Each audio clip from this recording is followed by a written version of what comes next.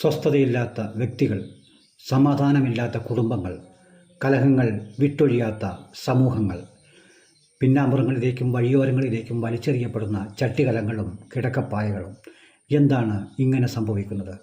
വ്യക്തി എന്നുള്ള നിലയിൽ നാം ഉയർത്തിപ്പിടിക്കുന്നത് നമ്മൾ ചെയ്തു പോയിട്ടുള്ള ഒന്നോ രണ്ടോ നല്ല കാര്യങ്ങളെ മാത്രമായിരിക്കും.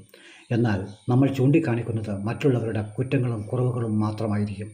നാം ഒന്ന് മനസ്സിലാക്കണം, മറ്റുള്ളവർ ചൂണ്ടിക്കാണിക്കുന്നതും നമ്മളുടെ കുറ്റങ്ങളും കുറവുകളും മാത്രമായിരിക്കും എന്നുള്ളത്. അതിനാൽ നാം ഒന്ന് തിരിച്ചറിയണം. എവിടെവിടെ ചട്ടികലങ്ങൾ വലിച്ചെറിയപ്പെടുന്നുവോ അവിടവിടങ്ങളെ കൂട്ടി വരയ്ക്കണം നമ്മുടെ ഭൂപടം എന്ന് ഏതോ ഒരു മഹാൻ എഴുതിയ വരികൾ എൻ്റെ ഓർമ്മയിൽ വരുന്നു. അപ്പോൾ സമാധാനം എന്നുള്ളതിന് എവിടെയാണ് ഉത്തരം കണ്ടെത്തേണ്ടത്? നാം എന്താണ് ചെയ്യേണ്ടത്? വ്യക്തി എന്നുള്ള നിലയിൽ നാം എന്ത് മനസ്സിലാക്കണം? എങ്ങനെയാണ് സമാധാനം നിലനിർത്തുക?